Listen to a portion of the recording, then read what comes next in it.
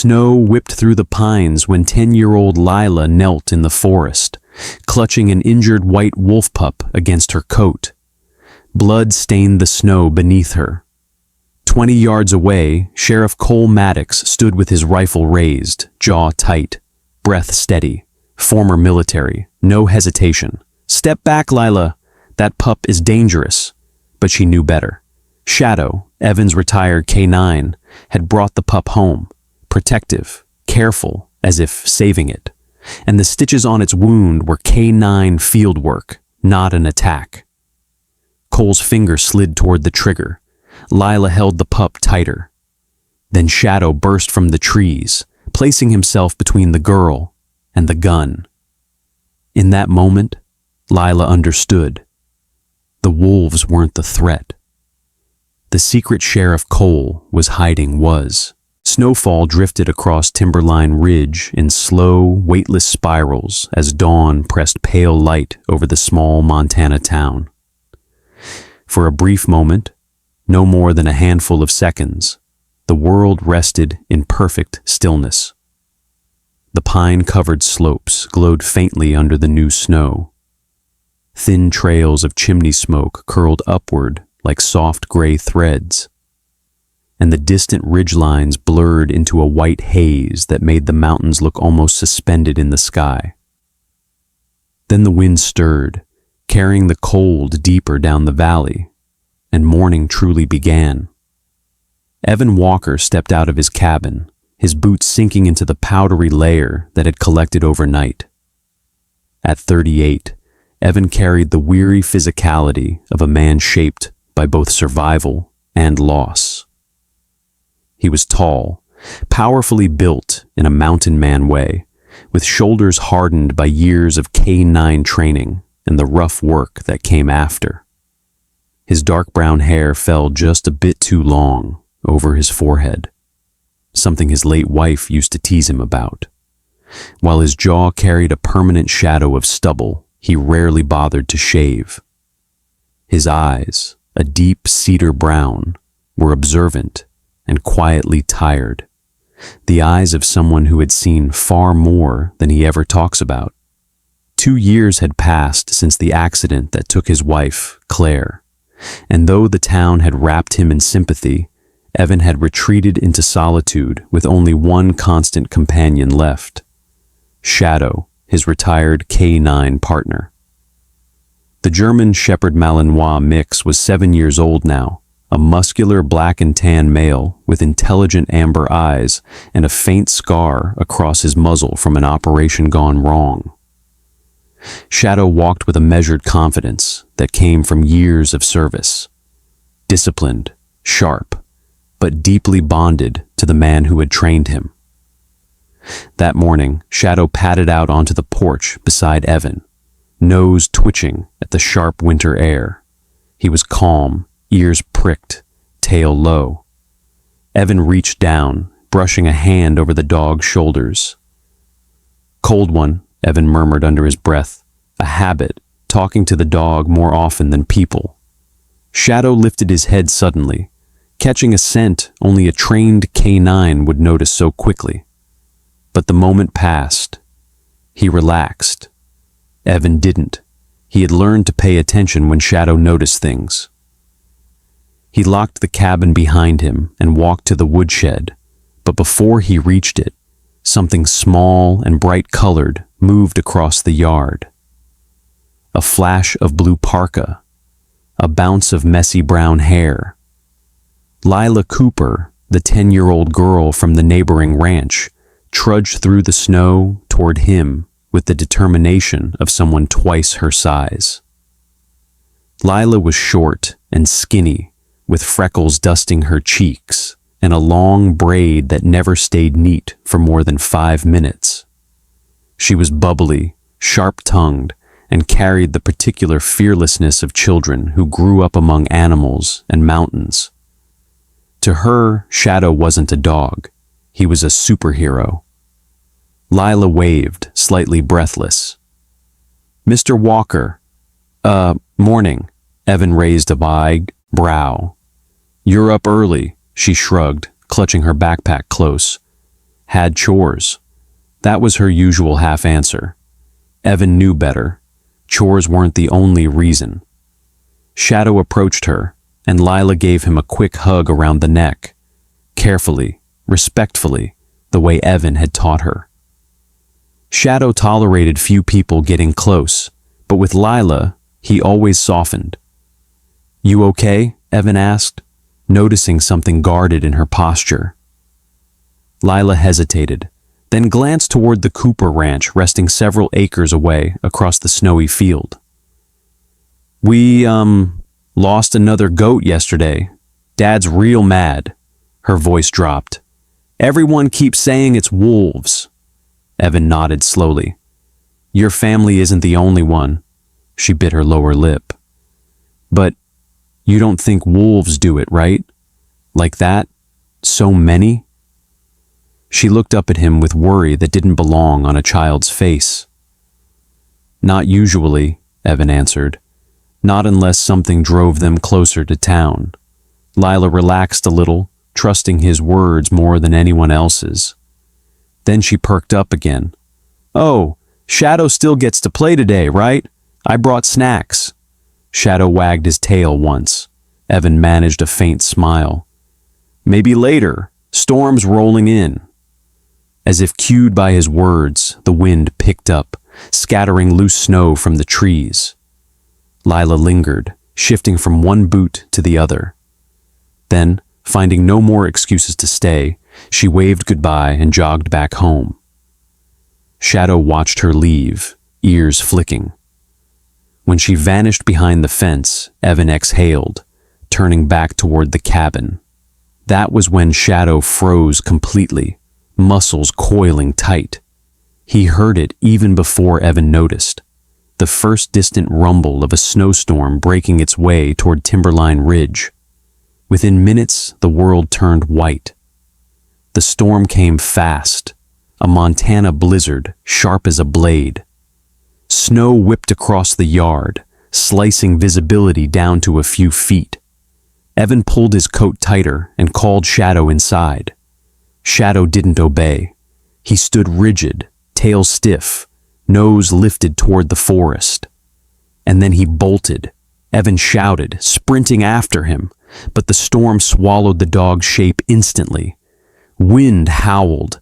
Snow hammered against Evan's face. Visibility dropped to nothing.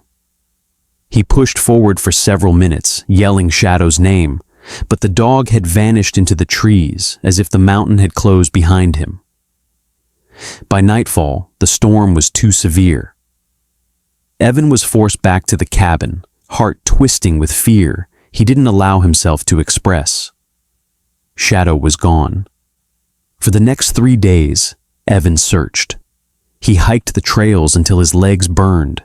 He called, whistled, left food out, asked the few neighbors he trusted, but the blizzard left no tracks, no sign, nothing but silence. By the third night, Evan stood on the porch, staring into the vast black wall of forest and snow. The cabin felt emptier than it had since Claire died. He placed his hand against the railing and whispered into the cold, "Come home, boy." The wind gave no answer. Meanwhile, across the fields, Lila Cooper had her own secret. Inside the Cooper barn, hidden behind stacked hay bales, was a small makeshift nest of blankets, feeding bowls, and a tiny orange fox kit curled tightly in a corner. The kit was maybe 8 weeks old, thin, half-starved, and abandoned after the recent storms. Lila had found it shivering behind the ranch shed 3 days ago and had been sneaking food and checking on it every morning and night. She knelt beside it now, gently placing a scrap of chicken near the kit's nose. It sniffed, weakly but alive. "You're okay," she whispered silently to it, without words, without sound, just with warmth. She wasn't supposed to be keeping it.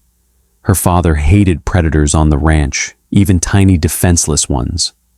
If he found out, the kit wouldn't survive another hour. That fear pressed against her constantly, But she couldn't abandon it, not when she knew what people were saying about wolves, coyotes, foxes, anything wild. She touched its tiny head once, then tucked the blanket around it. Outside, the wind roared. Inside, the barn stayed still. She had no idea that in the same storm she walked through, Shadow was miles away, pushing through deep drifts with something far worse than exhaustion in his eyes. It wasn't until the fourth morning, long after the blizzard had spent its fury, that Evan woke to scratching at the door. He froze. Shadow. Evan flung the door open so quickly the cold blasted straight into the kitchen. Shadow stumbled inside, coated in ice and frost, sides heaving, paws bleeding. But he wasn't alone. Gently, carefully gripping it in his jaws, Shadow carried a small wolf-like pup, its fur matted with frozen blood, its limp body trembling in pain. He set the pup on the blankets near the stove, then collapsed beside it, exhausted. Evan dropped to his knees. "Where the hell have you been?" he whispered, voice cracking. Shadow lifted his head weakly, pressing his nose to Evan's hand. Outside, the mountain was quiet again. Inside the cabin, everything had changed. Morning light pushed through a thinning veil of storm clouds as Timberline Ridge steadied itself from the blizzard that had rattled the valley just days before. The town was quiet, roofs draped in white, smoke curling lazily from chimneys as if reluctant to rise. Wind stirred the pines at the forest's edge, carrying with it the faint metallic scent of snow. For no more than 15 seconds, the world felt still, until tires crunched over the frozen gravel outside Evan Walker's cabin. Sheriff Cole Maddox stepped out of his patrol truck, boots sinking deep into the snow.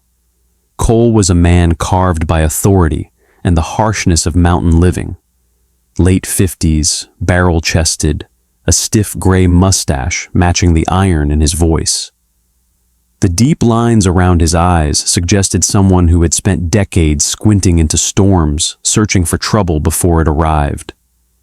His uniform was always immaculate, as if control over his appearance helped him maintain control over the unpredictable land around him.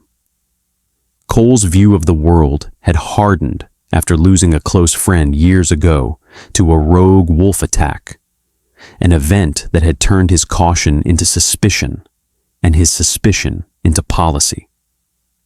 He approached the cabin as Evan Walker opened the door, Shadow at his side.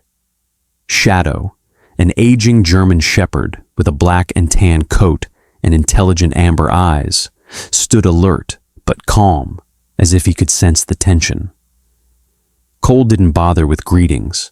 His gaze dropped immediately to the small, wolf-like pup, resting in a thick blanket inside Evan's entryway.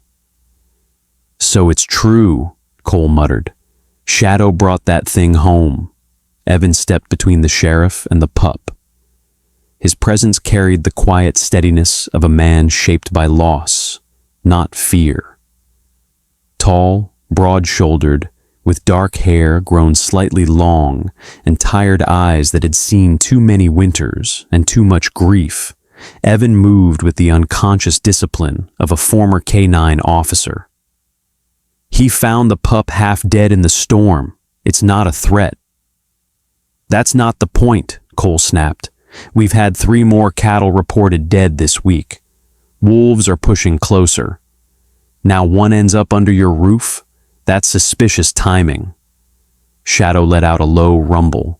Not aggressive, just a warning. Cole ignored it. Evan folded his arms.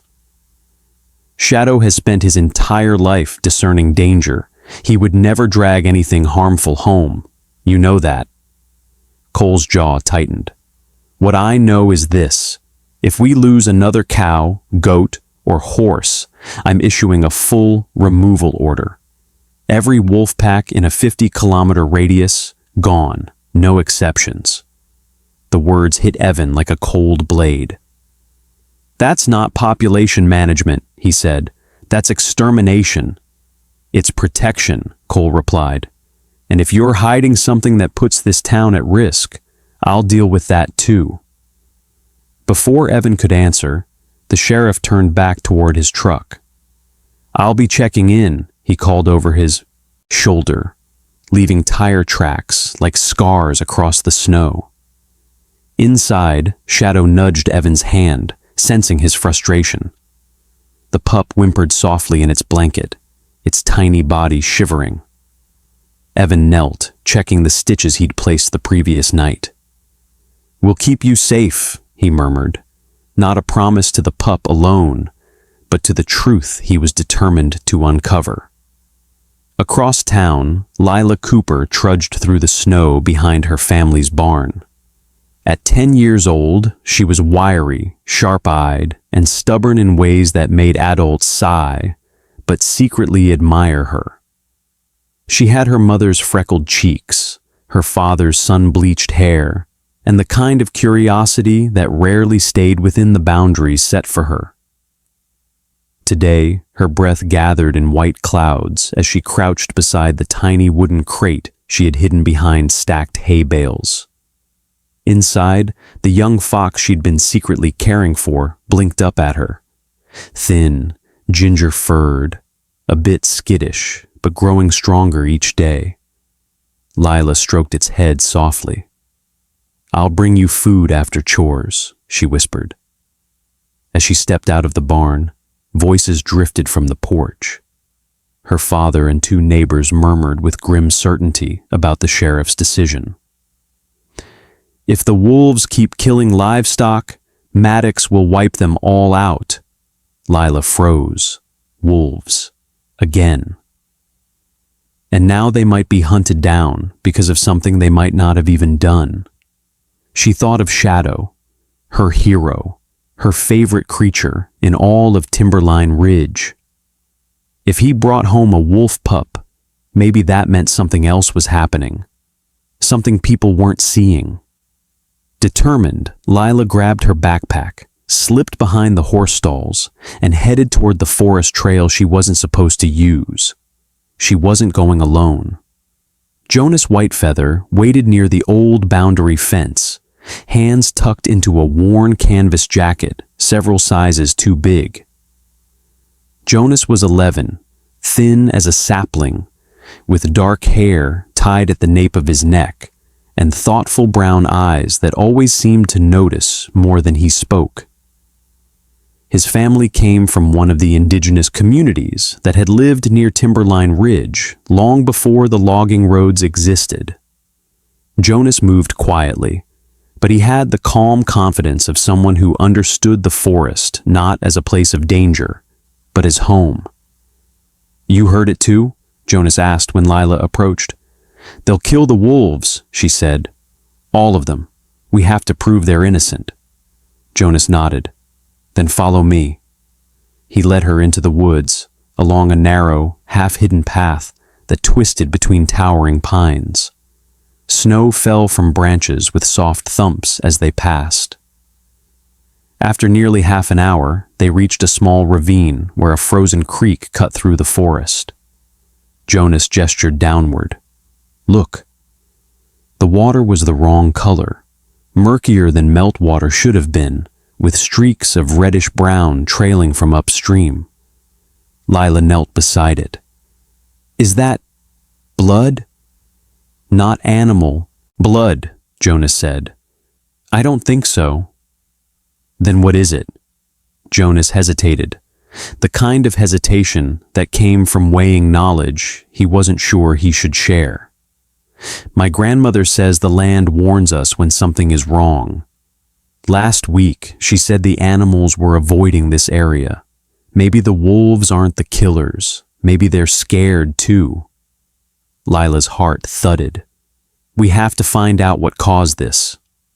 Jonas agreed, but he looked toward the ridge with caution.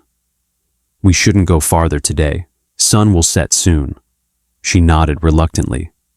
They marked the spot with a fallen branch before turning back. As they walked home, Lila whispered to herself, I'll figure this out, before Maddox makes everything worse. Back at the cabin, the afternoon dimmed into a blue-gray haze. Evan fed Shadow and checked the pup again, noticing how its small chest rose steadier than before. But unease lingered in his mind. The cattle injuries he'd heard about didn't match Shadow's reactions. Shadow had not growled or bristled when sniffing the pup. If the wolves were attacking livestock, Shadow, trained for detection, would have been on edge. Instead, he treated the pup like something fragile, important, familiar even. Evan's thoughts were interrupted by a soft knock. He opened the door to find Maggie Rowan, one of the town's volunteer wildlife monitors. Maggie was in her late 40s, tall and hawk-eyed, with a messy braid of copper hair and a layered outfit of mismatched scarves and jackets that made her resemble a wandering artist. She was known for her fierce compassion for animals and a blunt honesty shaped by years of working as a field biologist before switching to local conservation work. People often described her as too intense, but Evan respected her deeply. "I heard a rumor," Maggie said, stepping inside without waiting for permission. "You have a pup," Evan nodded. Maggie knelt beside the blanket, pushing her glasses up her nose. "This isn't a wolf," she said quietly. "Not exactly," Evan stiffened. "What do you mean?" "It's too early to tell," she replied. "But I've tracked the mountain packs for years. None of them have pups this young at this time of year. Something is strange. And if Maddox thinks wolves are the culprit, he may not look for any other explanation." Evan exhaled, the weight of the day finally settling. "So what do we do?" Maggie stood. "We watch, we gather evidence, we stay ahead of whatever's happening. Before Cole makes a decision he can't take back." Shadow brushed against Evan's leg, as if offering silent agreement. Outside, the last light faded behind the pines, and Timberline Ridge grew cold again. Inside the cabin, however, a new thread, fragile but undeniable, was forming.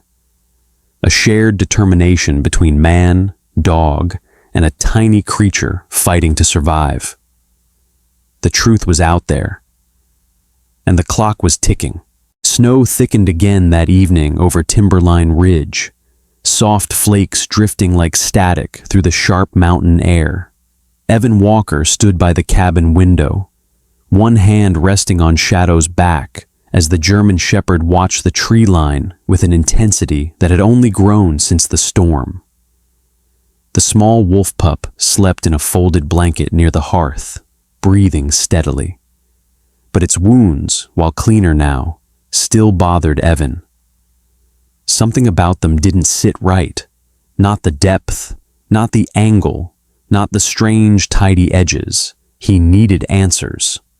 That was why, early the next morning, Evan strapped the pup into a small insulated carrier and drove into town.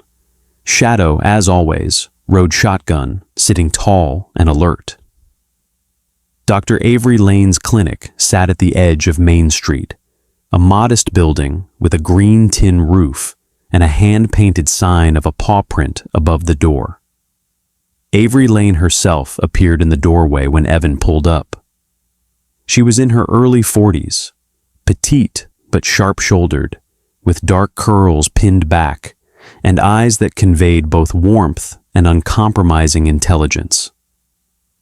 A former wildlife response vet, Avery carried the subtle air of someone who had seen harsh things in remote places but had never let that change her compassion. People trusted her because she never panicked. Animals trusted her because she never lied. "You look like a man carrying a question," she said as Evan approached. "Maybe a dozen," Evan replied, handing her the carrier. "I need to know what really happened to him." Inside the examination room, Avery lifted the pup gently onto the table. Shadow lay beside Evan, chin on paws, watching every movement. Avery adjusted her glasses, inspecting the injury with practiced precision. "The wound is unusual," she murmured. "Clean, too clean." She leaned closer. "And these stitches, Evan, these aren't mine. They're not from a local rancher or a hunter either." "Then whose are they?" Avery stepped back. "This is a field stitch, K9 unit style. Fast, efficient, meant for emergencies in difficult terrain. Whoever tended to him had training." Evan felt Shadow shift beside him. The pieces clicked, cold and sudden. "Shadow found him," Evan whispered. "Shadow didn't harm this pup. He tried to save him." Avery nodded. "Something else caused the injury. I can't tell what yet, but it wasn't a wolf." Evan let out a breath he'd been holding for days. Relief didn't erase the worry, but it cleared the fog around it. Avery continued, "If Shadow tried to bring this pup home, he was responding to someone, or something, in distress. You need to follow him back to where he found it." Evan stiffened slightly. "He's been trying. Every night he goes to the door, whining at the trees." Avery placed a gentle hand on Evan's arm. "He's telling you something. Listen to him." Shadow lifted his head, as if acknowledging that his intentions were finally understood. Outside, the snow had stopped. A thin sun split through the clouds. Evan knew what he had to do. That afternoon, across the valley, Lila Cooper slipped through the barbed fence, dividing her family's ranch from the forest edge. Jonas Whitefeather waited at the old willow stump, hands in pockets, head tilted in quiet concern. "You sure your dad didn't see you leave?" Jonas asked.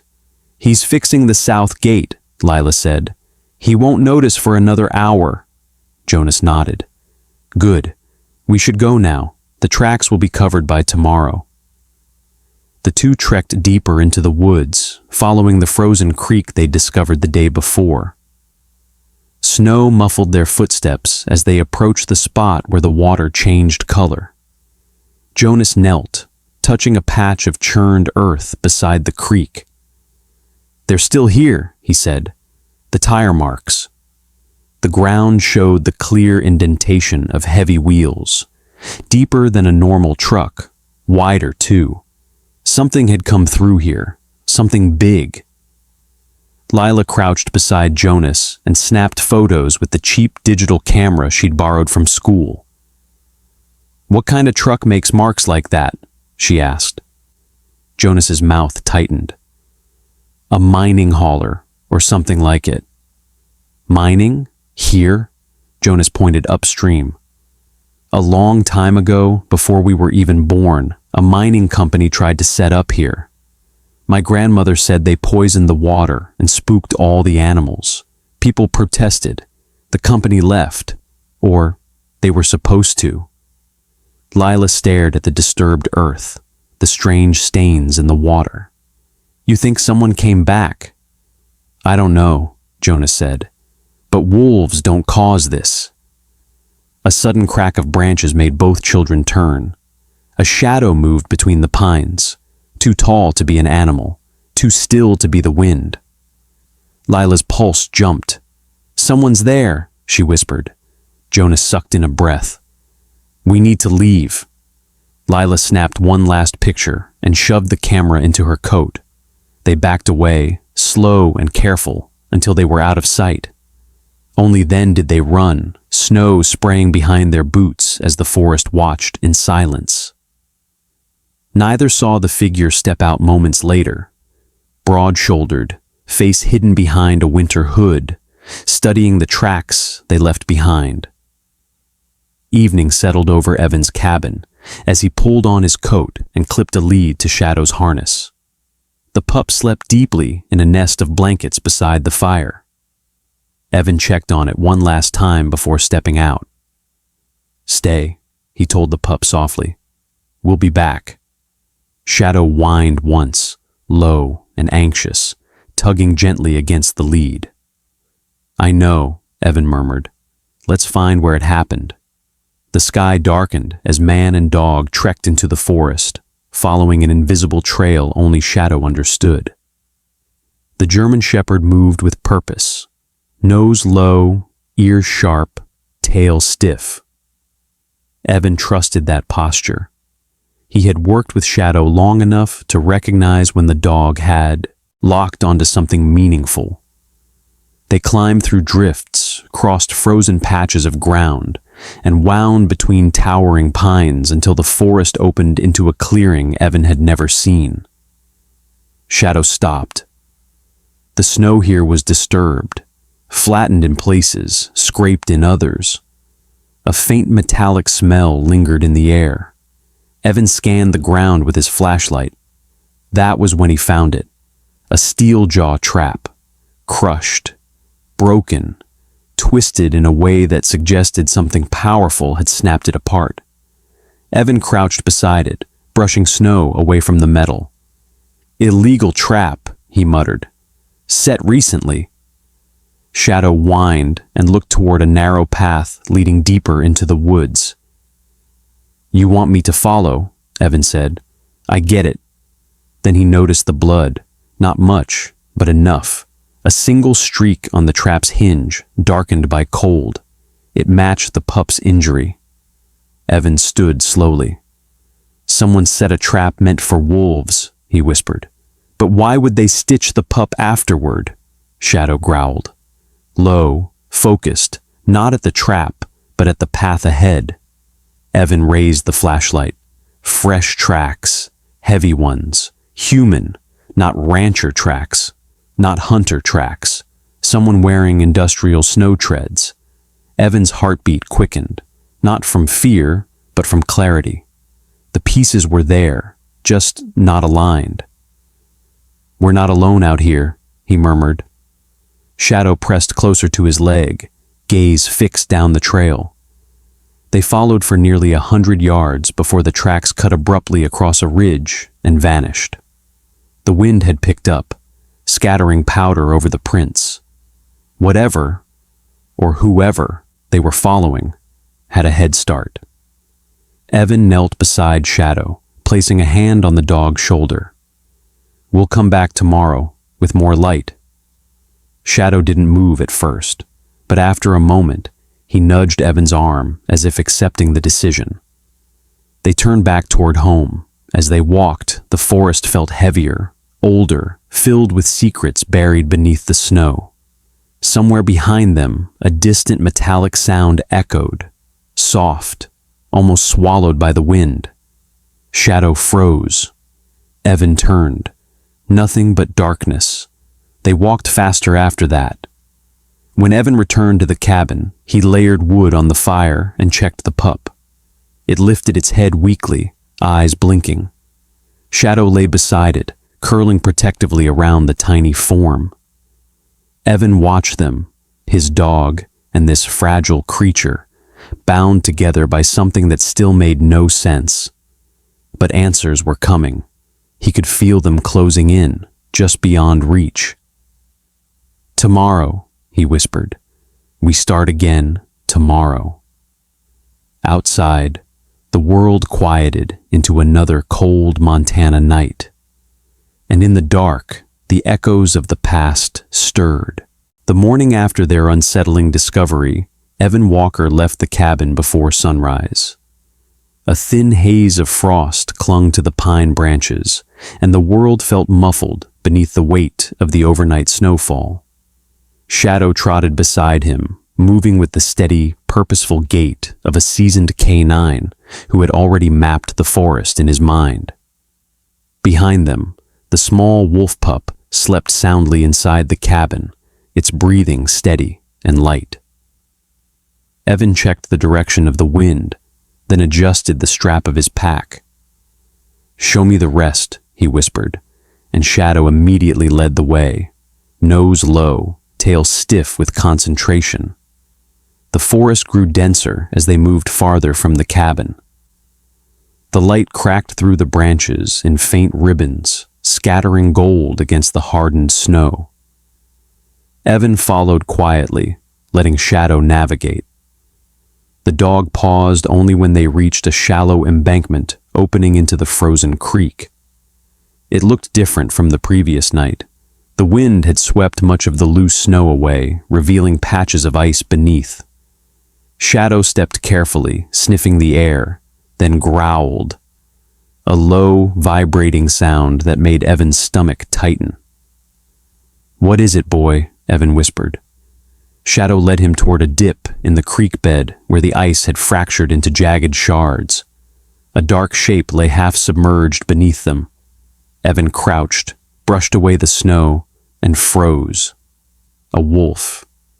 Its fur, once white, was now an unnatural yellowish tint around the muzzle and paws. The animal's eyes were clouded, and a thin foam clung to the corner of its mouth. Evan pressed 2 fingers against the wolf's neck in one last check for a pulse, though the answer was obvious. The cold hadn't killed it. Something else had. He scanned the body, tracing the stiffened fur. No gunshot wound, no bite marks from another predator. Instead, a faint chemical scent lingered, sharp, metallic, wrong. "Poison," Evan murmured. "Some kind of toxin."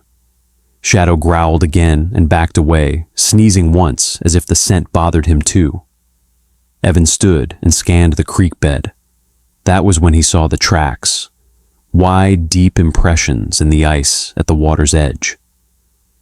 He brushed the snow away from one tire mark, his breath catching. These tracks matched the ones Lila had described.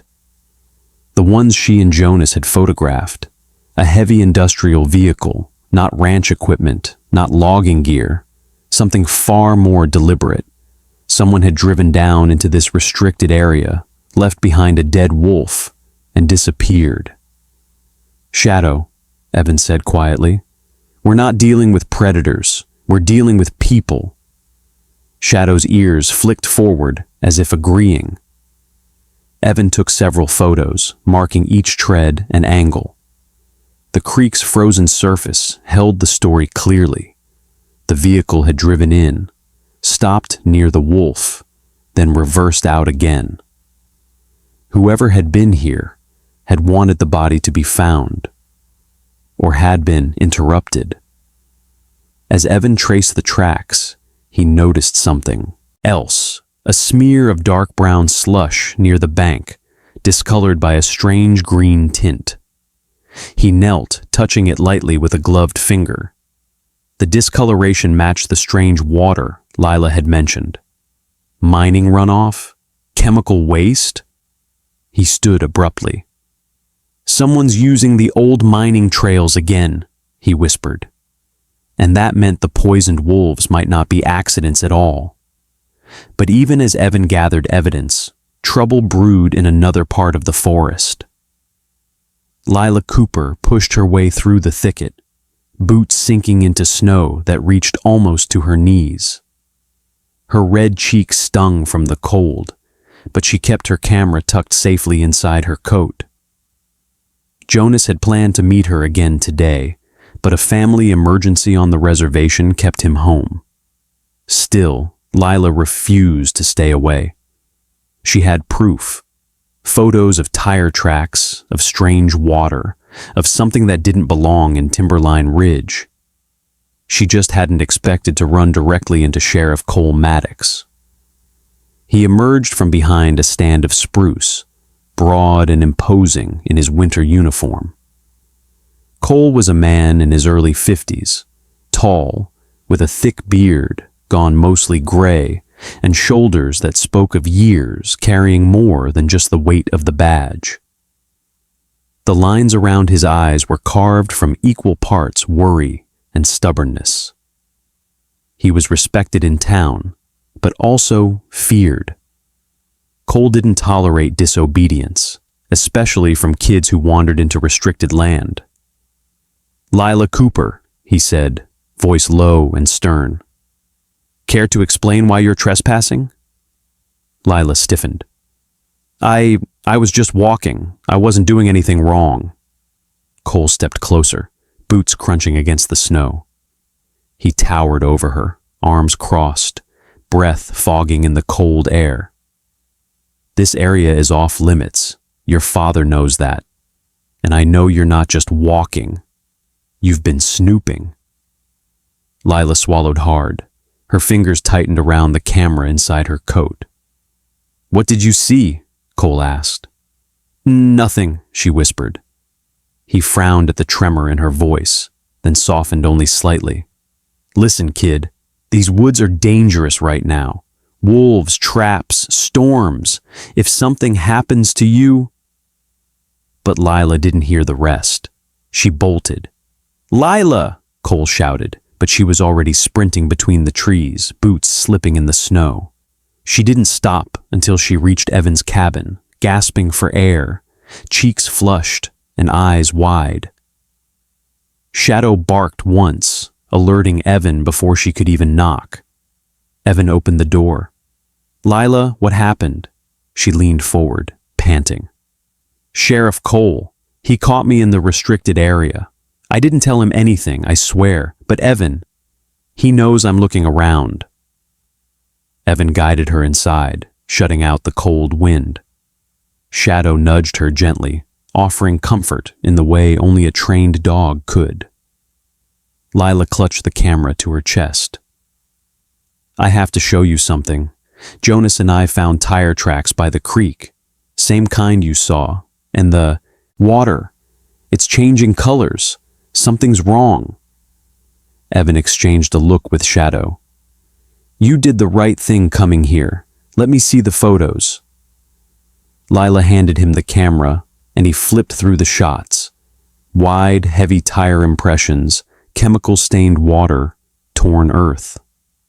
All of it matched what he and Shadow had just found. When Jonas arrived an hour later, short, sturdy from years of hiking the reservation trails, and sharp-eyed like his grandmother before him, the group gathered around the cabin table.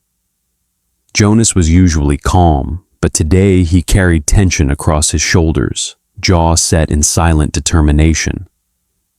Someone's hiding something, he said, and it's not wolves. Evan nodded. Then we stop looking at predators and start looking at people. Lila's voice was small, but fierce. We should work together. Sheriff Cole won't listen to me, but he listens to you. Evan looked at the two children, frightened, brave, too smart for their own good, and at Shadow, who had become the silent bridge between them all. All right, Evan said finally. This stays between us. No rumors, no slipping up. If we want to find the truth, we do it carefully. Shadow barked softly, sealing the pact. And just like that, in a tiny mountain cabin warmed by a single wood stove, a secret investigation began, one that would change the future of Timberline Ridge.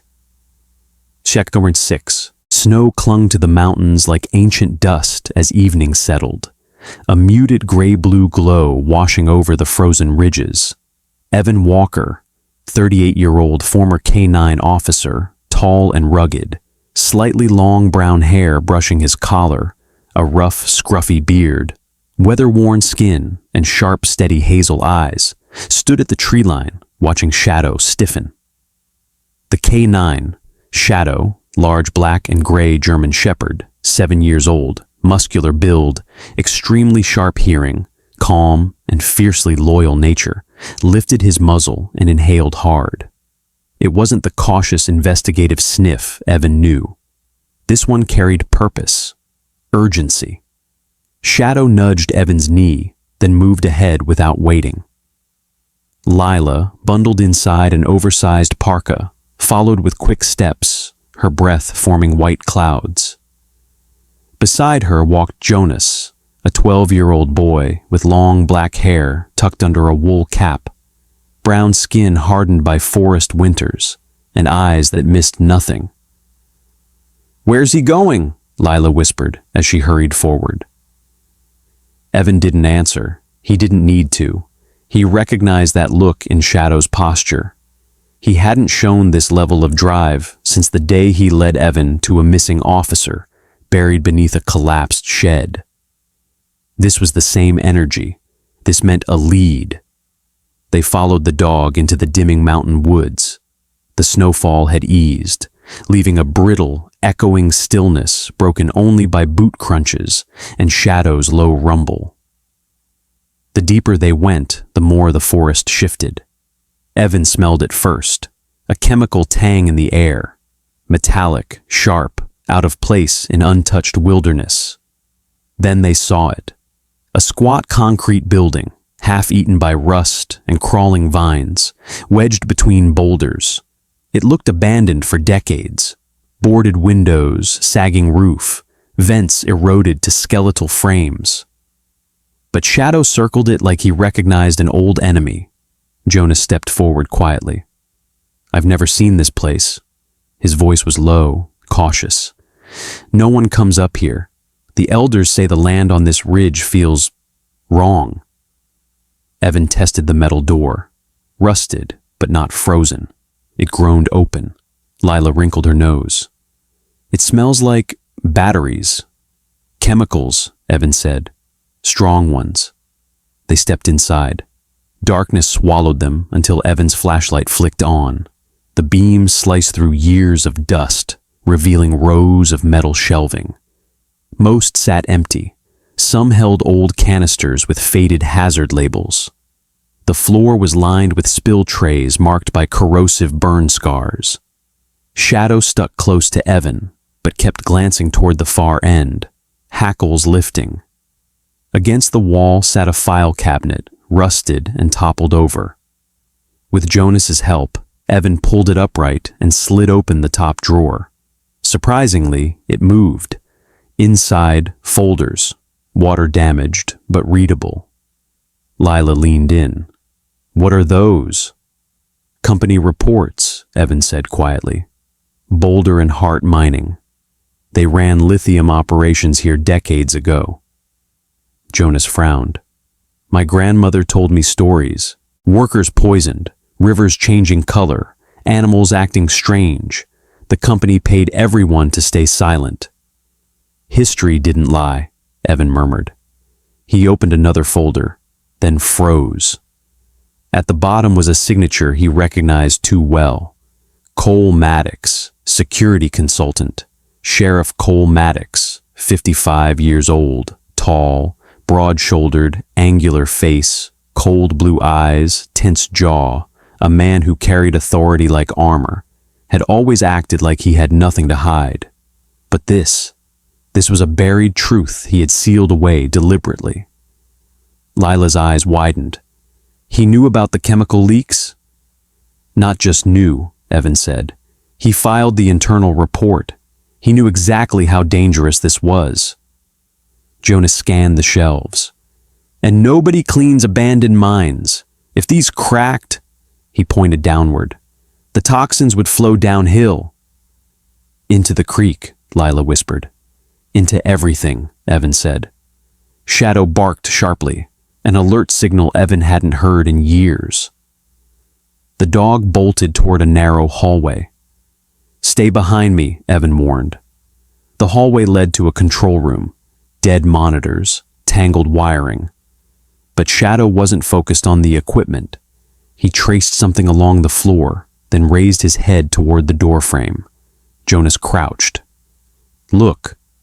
Fresh boot prints, deep impressions, less than a day old. Someone had been here.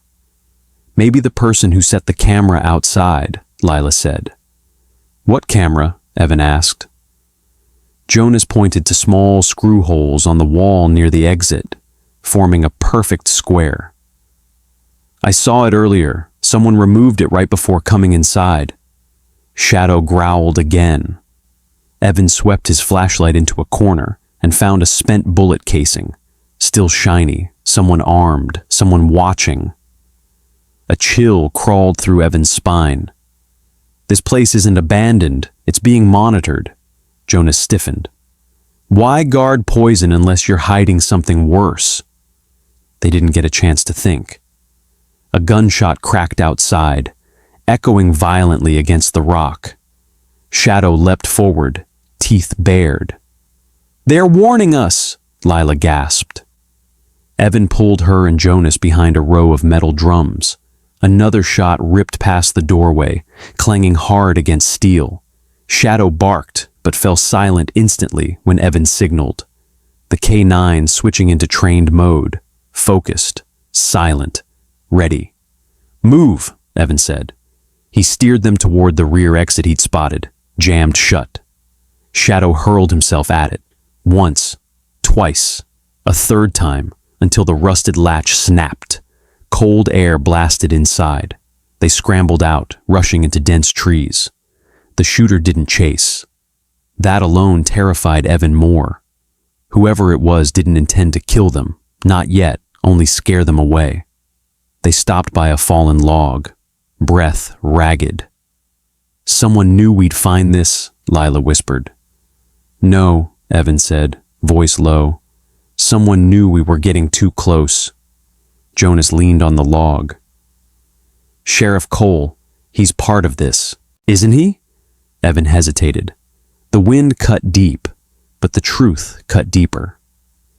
"It fits," he said finally. He signed the leak report. He pushed the wolf attack narrative harder than anyone, and he restricted access near the contaminated creek. Shadow stepped close and nudged Evan's coat. Inside the dog's vest pocket, the tiny white wolf pup whimpered. Its pale fur dulled, patches irritated from chemical exposure. Lila's face tightened. "Cole made everyone fear the wolves, but they weren't dangerous. They were sick." Evan tightened his grip on the folder. "We know the truth now, but carrying this truth puts a target on our backs." Jonas nodded slowly.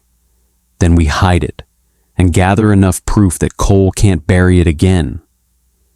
Shadow lifted his muzzle toward the ridge, toward the fading silhouette of someone retreating. This wasn't over. It was the beginning of something buried deeper than snow, stone, or silence. And someone out there was willing to kill to keep it buried. A storm brewed over Timberline Ridge as dawn cracked open across the icy valley. Winds swept down the mountain, stirring loose snow into spiraling columns that danced across the rooftops. In the distance, the town hall loomed like a gray block of stone, cold, immovable, and now the stage for a decision that could change the fate of every living creature in the surrounding forests. Inside the sheriff's office, Sheriff Cole Maddox, a 55-year-old man, tall and broad-shouldered, a lean build worn down by years of clinging to the past. A gaunt face, cold blue eyes, a hard and domineering temperament, stood at his desk, tightening the buckle of his belt. His uniform was immaculate, the badge polished to a deceptive shine. A report lay spread across the table, an official order drafted for the town meeting that morning. Authorization for lethal removal of wolf populations within Timberline National Preserve. Immediate enactment. His jaw flexed as he read the lines again. He told himself it was necessary. Control, containment, protection. But the truth clawed at him. He had allowed the mine's secret to bury itself in the snow-choked ridges, hoping the consequences would rot away with time. Instead, they had resurfaced in poisoned streams, erratic behavior, and a white wolf pup with milky eyes that mirrored his guilt. Cole snapped the folder shut. "This ends today," he muttered, convincing no one but himself. He holstered his weapon, unaware that Shadow, the black and gray K9 with a body coiled like a loaded spring, was already guiding Evan, Jonas, and Lila through the forest toward the same town hall, racing against time. The young wolf pup nestled inside Evan's jacket, whimpered softly, its breathing steadier than it had been in days. The fur along its spine had begun to grow back in faint white streaks. Shadow kept glancing up at Evan as if reassuring him they weren't too late. "We'll make it," Evan said, though worry roughened his voice. "We have to." Lila pushed through the snow beside him, cheeks flushed from the cold, her eyes glowing with a determination far larger than her small frame. Jonas walked at Evan's other side, gripping the waterproof folder containing the mining documents. His sharp instincts made him continuously scan the tree line, alert for whoever had fired warning shots the day before. As they descended toward town, the forest thinned. Houses appeared one by one, smoke rising from chimneys as residents gathered for the meeting announced on every bulletin board. The tension in the air was palpable. They reached the town hall just as the bell rang.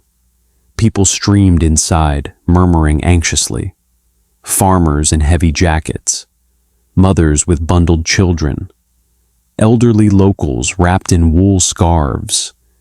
Even old Marna, the widowed baker with her silver braid and cane, had come. She never missed a vote involving the forest, shaped by decades of living beside it. Inside, Sheriff Cole stood at the podium. His posture was rigid, shoulders stiff, hands clamped on the sides of the stand with an iron grip. Behind him stood Deputy Sarah Whitlow, a 42-year-old woman, tall and slender, blonde hair tied in a ponytail, sharp gray eyes always alert. A former combat medic, compassionate but principled, who fidgeted with discomfort, reading the tension in the room like a medic scanning a battlefield triage tent. Cole lifted the microphone. "Thank you for coming. We have a serious matter to address, the increasing aggression from the wolf packs."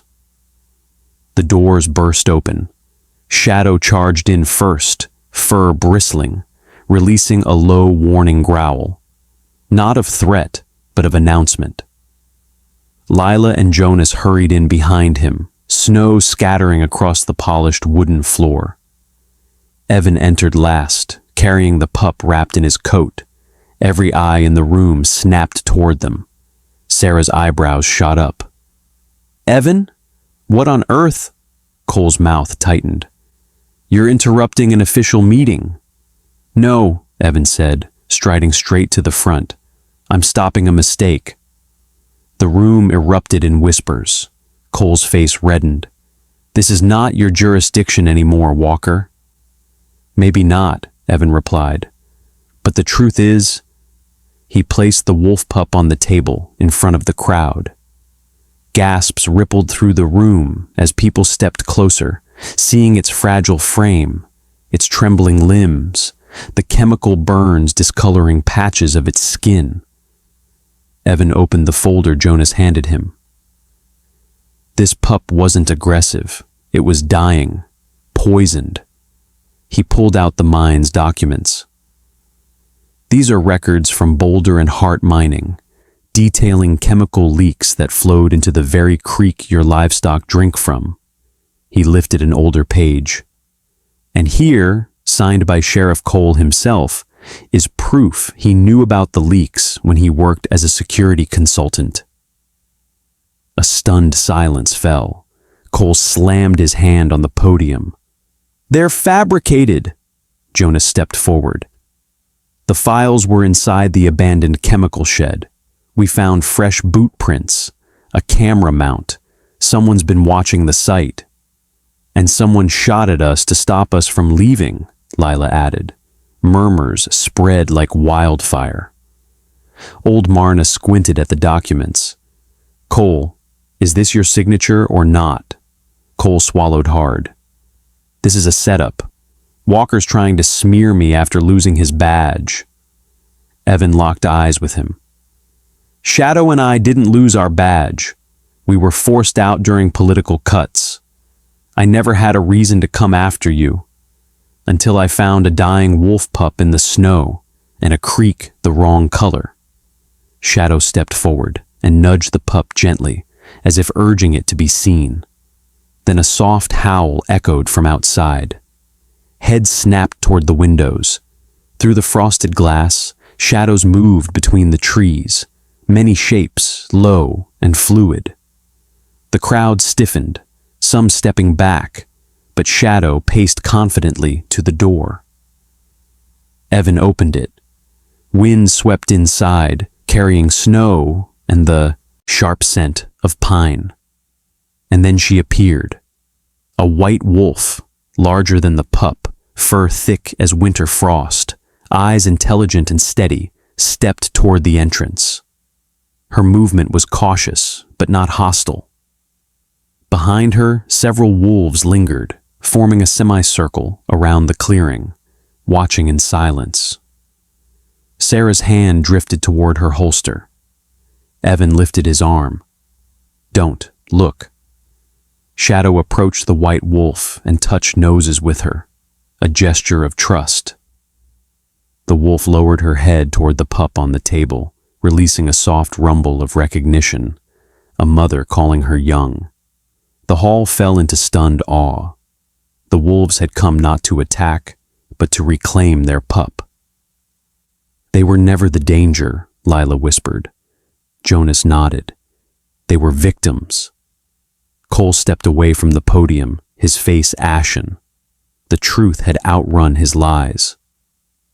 Deputy Sarah took the documents from Evan, flipping through them with trained discipline. Her jaw tightened as she read. Then she turned to Cole. "Sheriff, did you knowingly conceal this?" Cole's voice trembled, not from fear, but from years of guilt finally unraveling. "I didn't want the past to destroy this town again." Sarah's expression hardened. "You destroyed far more by hiding it." She unclipped his badge.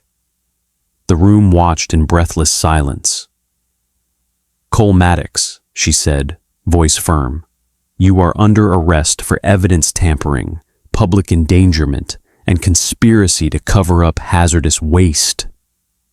Cole didn't resist. He only looked once more toward the wolves, their calm eyes reflecting a truth he could no longer outrun. Outside, the white wolf lifted her head, signaling her pack. They waited patiently, acknowledging Shadow's quiet authority.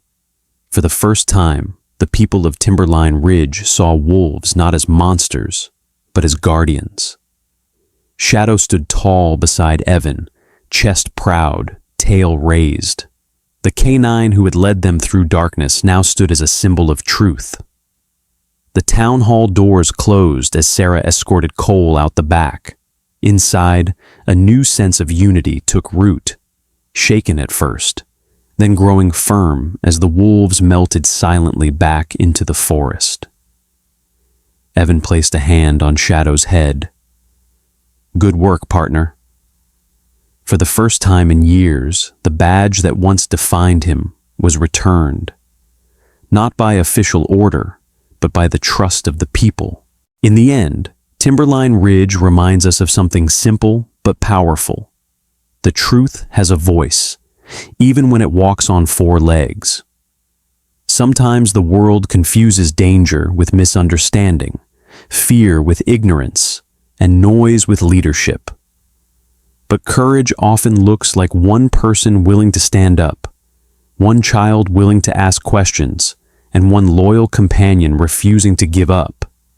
Maybe that is the lesson for all of us. Protect what cannot speak.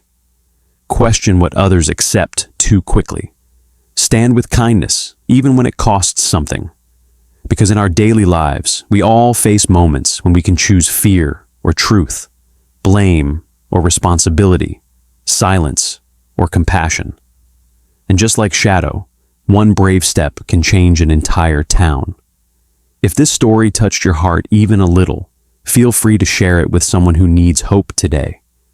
Leave a comment, subscribe to the channel, and join us for more stories that heal, inspire, and remind us that goodness is still alive in this world. May God bless every one of you watching. If you believe in protecting the innocent, type Amen in the comments.